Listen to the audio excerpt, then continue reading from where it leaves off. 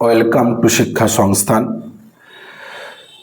সরকার পরিবর্তনের পরে পশ্চিমবঙ্গের যাবতীয় সিস্টেমের যাবতীয় স্ট্রাকচারে পালাবদল হচ্ছে, অর্থাৎ সবকিছু নতুন করে সেজে উঠছে। তৎকালীন সরকার যে দুর্নীতির এক পাহাড় তৈরি করেছিল তার প্রমাণ স্কুল সার্ভিস কমিশনের রিক্রুটমেন্টের দুর্নীতির পাহাড় প্রমাণ।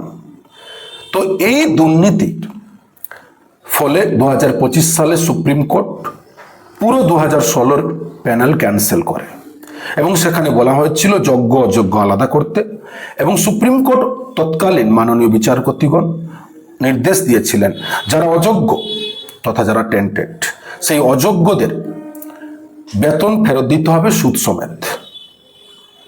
কিন্তু তৎকালীন সরকার দুর্নীতিগ্রস্ত এবং দুর্নীতিবাজদেরকে ঢাকা দেওয়ার জন্য কোনো রকম পদক্ষেপ নেয়নি, সুপ্রিম কোর্টের অর্ডারকে ভায়োলেন্স করেছে।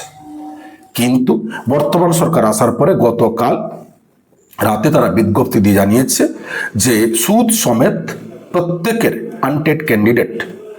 টেন্টেড ক্যান্ডিডেট মানে যারা অযোগ্য সেই অযোগ্য ক্যান্ডিডেটদেরকে কি করতে হবে, টাকা ফেরত দিতে হবে।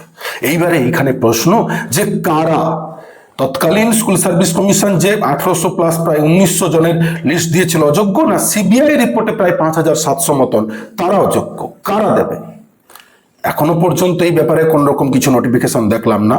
তবে হ্যাঁ, এই সরকার যেহেতু পুরোটাই সেন্ট্রাল এবং পুরোটাই প্রপার রুলস ফলো করছে, তাহলে 2025 সালের যে সিবিআই রিপোর্ট দিয়েছিল 5700 মনে হচ্ছে সকলেরই, তাই টাকা ফেরত দিতে হবে। এই প্রথম শুরু হলো পদক্ষেপ, তাই সরকারের এইরকম কঠোর পদক্ষেপকে স্বাগত। সর্বদা যাতে করাপশনের বিরুদ্ধে স্বচ্ছ নিয়োগ হয় প্রতিটি ক্ষেত্রে, প্রতিটি জায়গায়, প্রতিটি পর্যায়ে, তা আশা রাখি আমরা। ধন্যবাদ। আরও বিস্তারিত তথ্য জানার জন্য শিক্ষা সংস্থান Belgharia YouTube channel, Facebook, Instagram follow করুন, হোয়াটসঅ্যাপ গ্রুপে জয়েন করুন, যেখানে নিত্য নতুন তথ্য আপডেট বিভিন্ন কোর্স সিস্টেম থেকে শুরু করে যা কিছু পাবেন আমরা আপডেট দিতে থাকবো।